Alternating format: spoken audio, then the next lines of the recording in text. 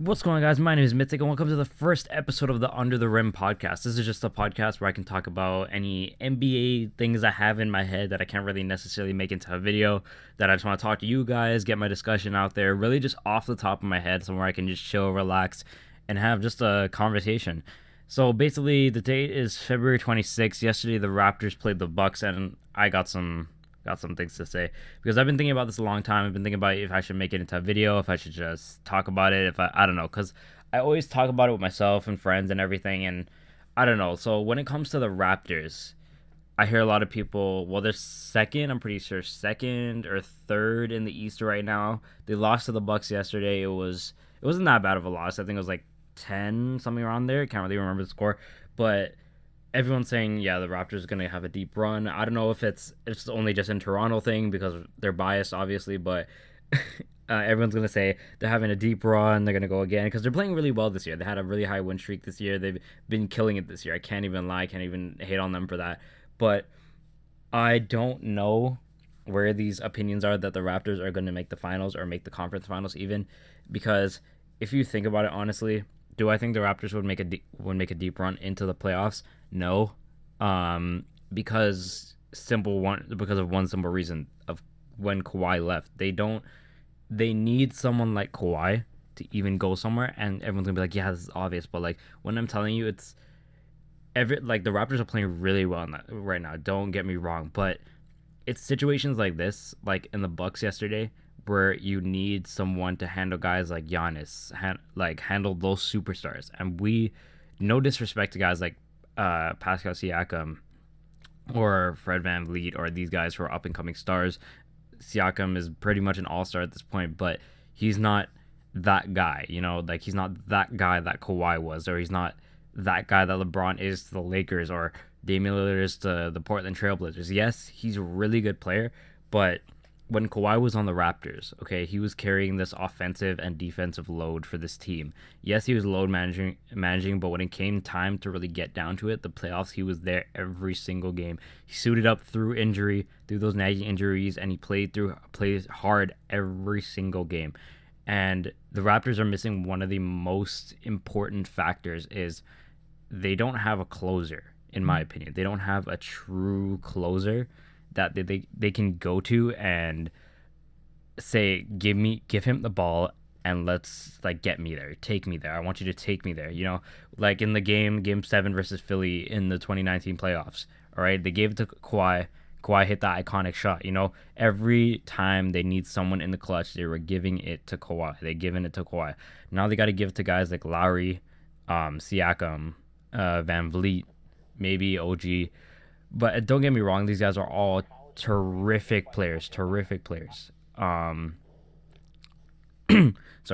they're all terrific players. But it's more like the Raptors. I don't think they're gonna go too far because they just don't have that guy. And when the free agency comes up, Toronto is, as much as I love living in Toronto, as much as I love this city, and I would not live anywhere else.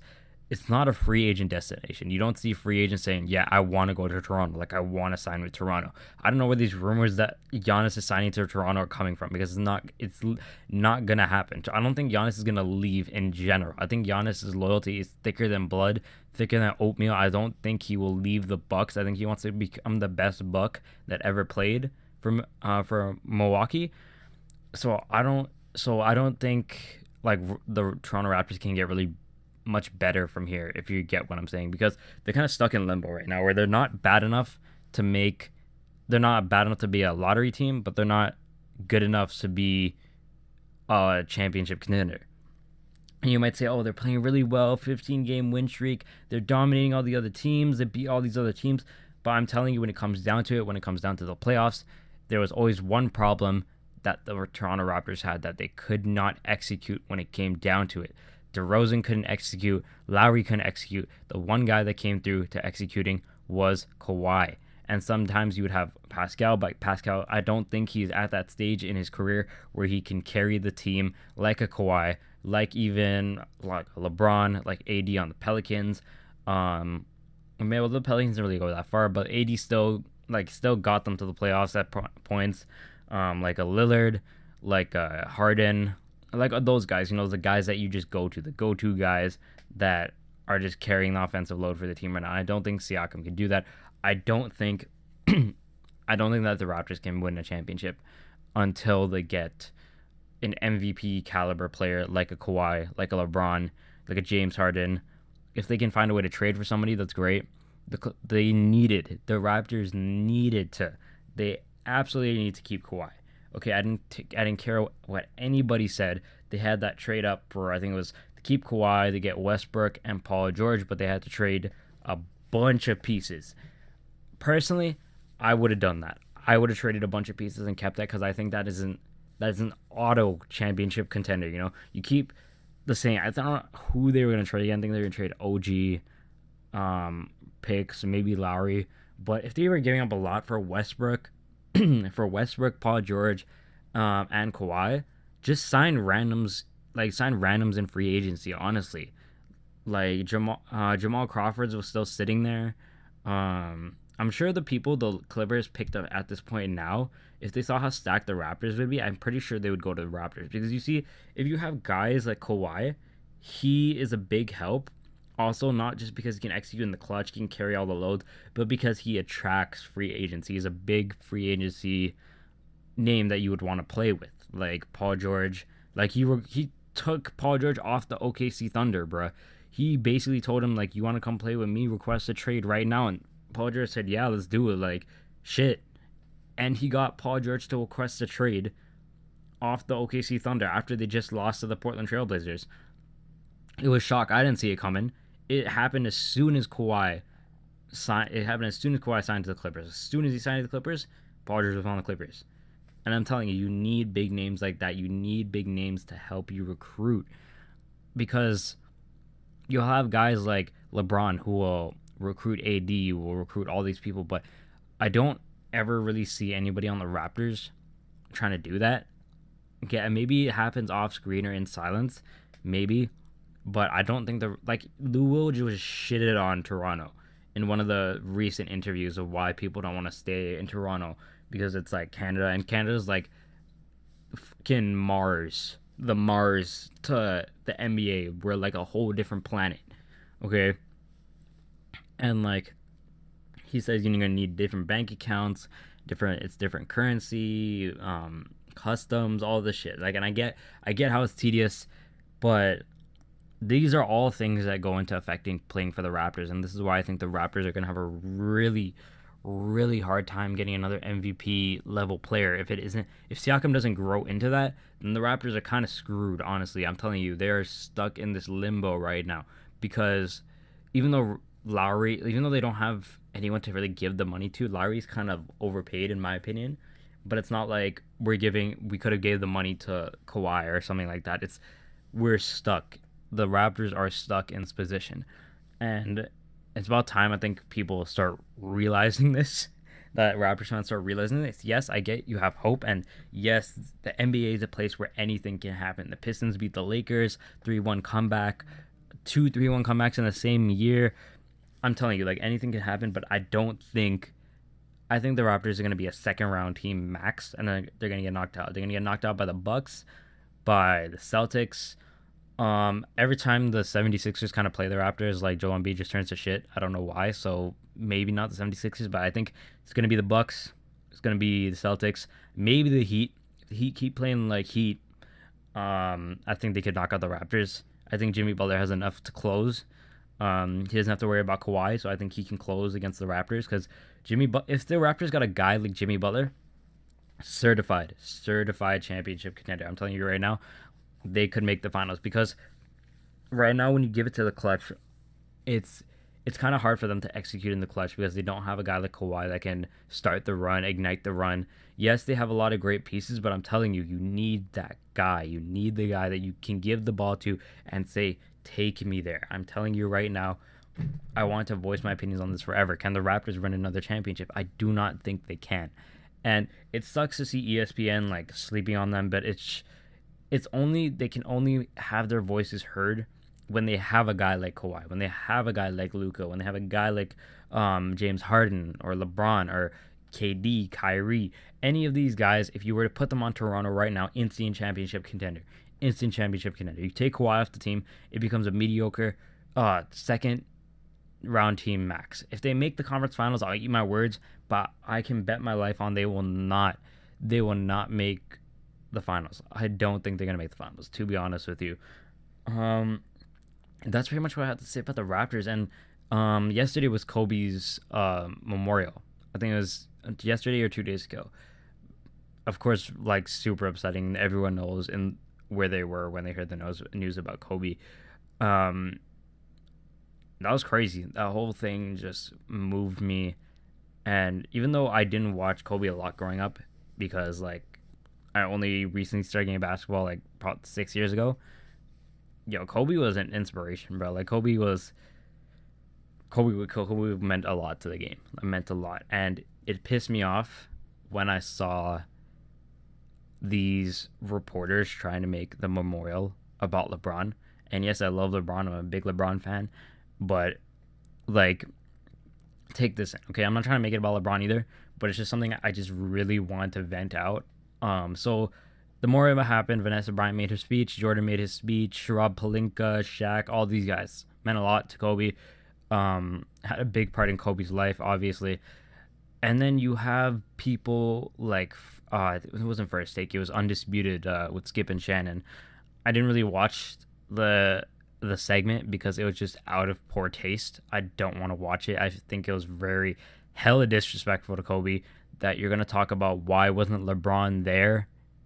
And I get seeing that because, oh yeah, you want to get views, you want to get the clicks, you want to talk about why LeBron wasn't at Kobe's thing, you want to stir up all this controversy, make narratives, whatever. Okay, yeah, either he wasn't there or he should have been there.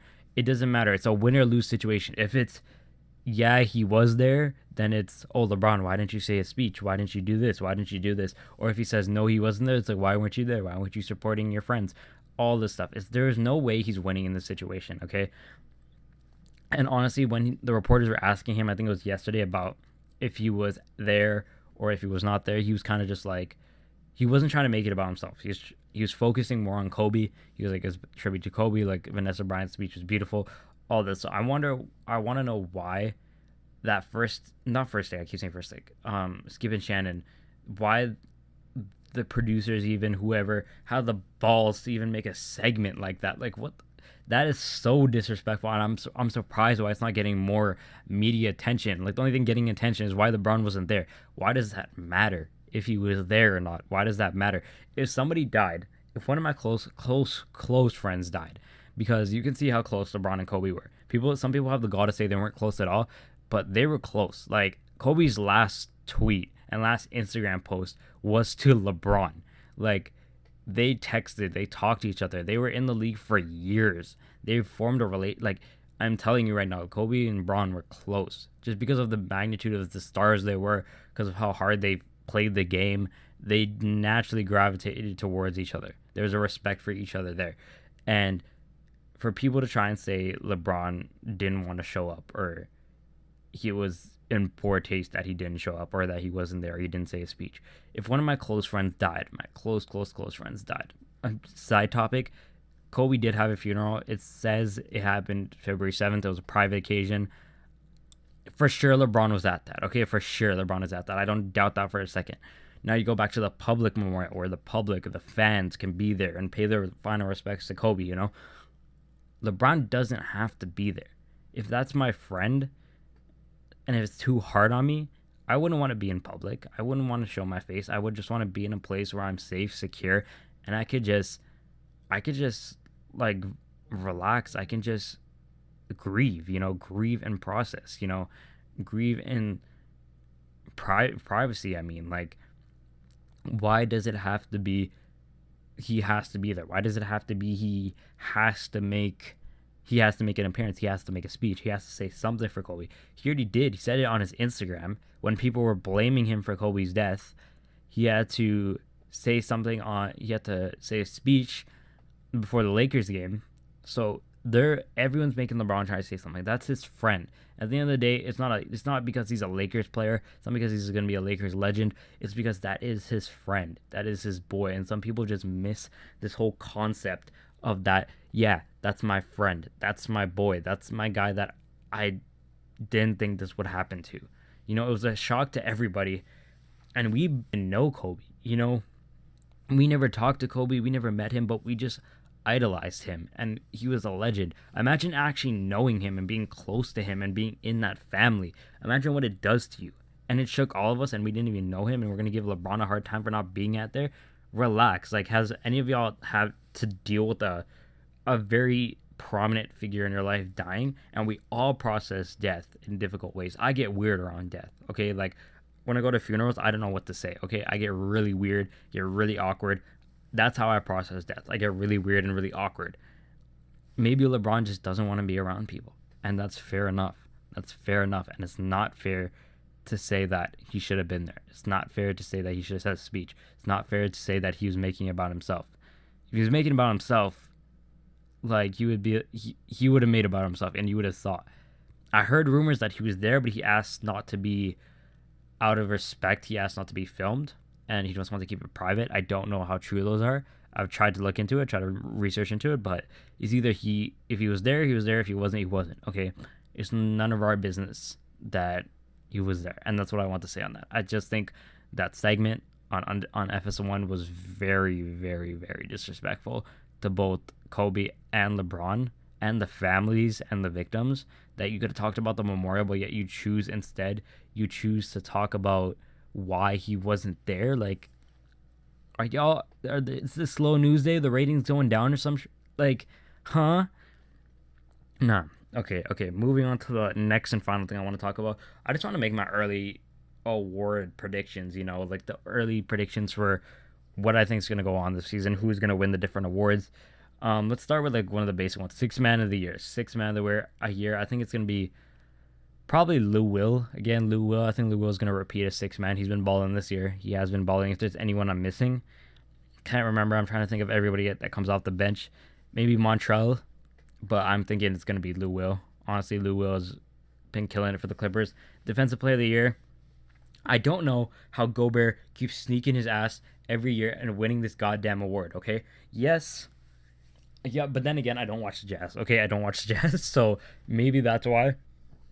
Maybe he's I guess he's an amazing defensive player because he's won the awards. I'm not going to speak like an idiot, but I think this year Anthony Davis should win it. Right now he's leading the league in blocks. He's basically the defensive anchor for the Lakers. When he came to the Lakers this year, last year the Lakers played shit no defense, okay? Now they stepped up their defense. I don't know if you watched the Pelicans game yesterday. Their defense in the fourth was amazing. Amazing by Danny Green. Amazing by LeBron, Caruso, AD. These guys are playing with heart. They're playing with something, with the fire. They want to win, okay? LeBron even dropped 40 last night. I'm telling you, it was just clicking. It was clicking last night. I think AD should take home Defensive Player of the Year, okay? What else? Rookie of the Year, I think it should go to Ja. This is going to be controversial, I know. I think it should go to Ja Morant. Everyone's saying Zion. Zion's playing out of his mind. Zion's playing like we never ever seen before. Zion's playing crazy. He's going brazy. I think it's disrespectful to Ja to give it to Zion, especially when this man was out half the season, more than half, I guess. Because Ja's been playing like that the whole season. Ja's been balling the whole season. He was there from start to finish. He's going to play from start to finish. And it is unfair to give it to Zion. I think it is unfair. Yes, I acknowledge that Zion is playing out of this world. If he played from the beginning to end of the season, of course. If he was playing like this, of course, give him rookie of the year. I'm not giving it to him. It's going to Ja. It has to go to Ja. It just out of common courtesy. Okay. I can't remember who, but it was one of these NBA analysis. I think it was an NBA player. He said, I don't care if Zion averages 50 points per game. There's no way this man should win Rookie of the Year because he got injured. And it's not his fault that he got injured, but you haven't been playing the first couple months of the season. Ja was playing amazing, out of this world. No one could have seen this level of play coming. But he did it, and it should go to Ja Morant for Rookie of the Year. In my own thing, if they want to do a co-award, fair enough. But I think it's super disrespectful if they just give it to Zion. Just because of the numbers Ja's averaging, the way he's been playing, the way he's been carrying that team. He's been a leader for that team. And he's only a rookie. He's only going to get better from here. And what is it? MVP. Okay. So I love LeBron. I would hope the man wins. In my dreams, LeBron gonna win MVP. LeBron's gonna definitely win MVP. This man is averaging around 26 points per game. I'm pretty sure around 8 rebounds and like 10 assists. The man's averaging amazing numbers this year. Amazing numbers. But I'm not stupid, and I know it's gonna go to Giannis. I know Giannis is playing some next level basketball this year. Giannis cannot be stopped this year. They just hit 50 wins. They're one of the 7 teams in NBA history to hit 50 wins in 58 games or fewer right now. So, bro, I'm throwing my hands up. It's gonna be Giannis for the MVP. This man's averaging some insane numbers every time he steps on that court. He gets like 30 points, 17 boards, something like that. Okay, he's playing out of his mind this year. He's coming with a vengeance. All right, he got slapped out of the playoffs last year by Kawhi and the Raptors. So this year he's back. He wants to make a point. He wants to win that chip. And don't get me wrong, if he wins that chip, I think he's going to re-sign in Milwaukee. I can't get enough of these people saying he's going to leave Milwaukee. I don't see why on earth he would do that. He's not going to the Warriors. Let's get that thought out of your heads right now before he pisses me off. Yeah, he's not going to the Warriors. He's going to stay on Milwaukee. He's going to re-sign, and they're going to make some adjustments. Right now, they got both Lopez brothers. You got Middleton. You got, who is it again? Bledsoe, and a couple of these role players that are really good. Their defense is really good. So I think it's going to be Giannis. NBA title, the champs.